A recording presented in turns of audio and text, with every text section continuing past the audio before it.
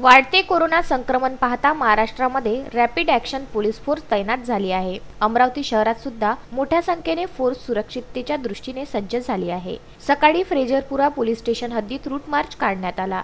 यामध्ये चपराशीपुरा येथून सुरुवात होऊन राहुल नगर, बिच्चू टेकडी, वडाडी, यशोदानगर या परिसरामध्ये रूट मार्च काढण्यात आला। यामध्ये पोलीस निरीक्षक पुंडलिक मेश्राम, पोलीस उपनिरीक्षक बिपिन इंगळे, पोलीस उपनिरीक्षक लाल पलवाले यांच्यासह अनेक पोलीस अधिकारी व कर्मचारी उपस्थित होते।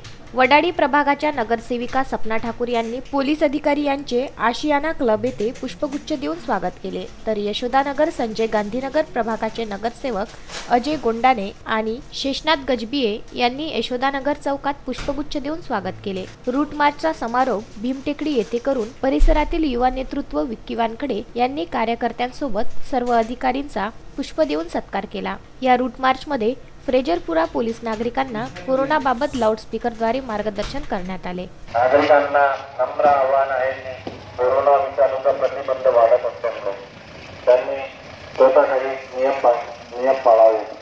लोकांनी गर्दी करू नका, गर्दीपासून दूर राहा, गर्दी करणे टाळावे। प्रामाणिक प्रयत्न करूया, साखळी कोरोनाची तोडूया।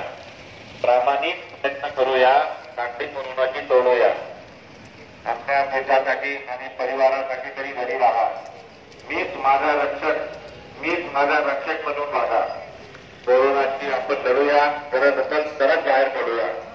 तोंडाला मास्क बांधावे, नियमित हात स्वच्छ धुवावे, सॅनिटायझरचा वापर करावा, घरातच राहावे, विनाकारण घराचे बाहेर पडू नका।